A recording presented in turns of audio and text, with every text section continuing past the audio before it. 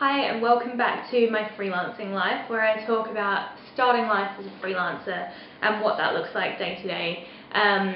Today I'm going to be covering something a little bit different. I've mentioned this a few times over the last few vlogs, but I thought it would be worth taking some time to talk about it. So I'm talking about my novel that I'm writing. So whenever I mention that I'm writing a book, people get curious and start to ask lots of questions. So I thought I would address some of the FAQs around my book. So it's a murder mystery novel. It was never intended to be that, but I'll get to that later. Murder mystery, set in London, main character is a female. I don't want to give too much away, so I won't say too much more than that, but that's the genre. I'm about 40,000 words into my first draft, so I'm a little less than halfway through the first draft. So I have a really long way to go. My first draft is kind of terrible, but according to everything I've read anywhere, that's okay, so I'm a little bit relieved about that. I think the editing process is going to take 10 times longer than the actual writing process, which is a little scary considering how long it's taken me to get to this point, but we'll see. So yeah, I'm almost halfway through the first draft, hoping to kind of crack on this month and just get the first draft done.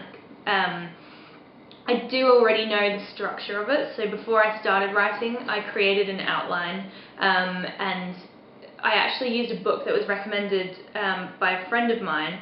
The book's called Save the Cat, which makes sense when you read it, but it's actually a film script writing book. But it goes through the pace and structure of a film script, which really is quite similar to the pace and structure of a novel.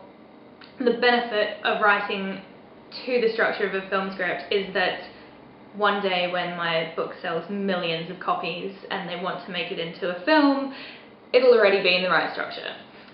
So I'm kind of just thinking ahead and trying to be as smart as possible with how I'm structuring it.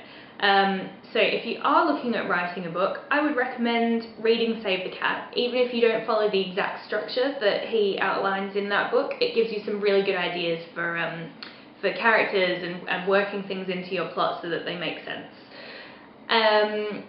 As for the storyline and the characters, I kind of started my idea with character and kind of a general theme, I suppose, but it wasn't really a story, and so I knew I couldn't write it.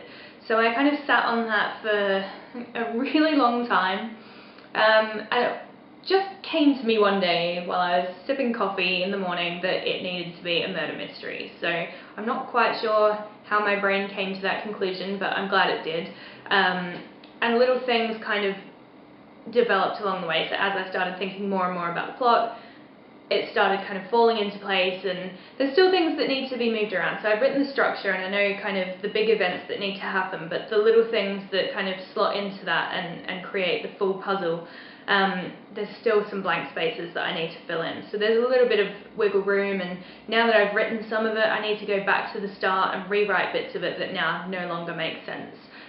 So I have a structure, but it's changeable.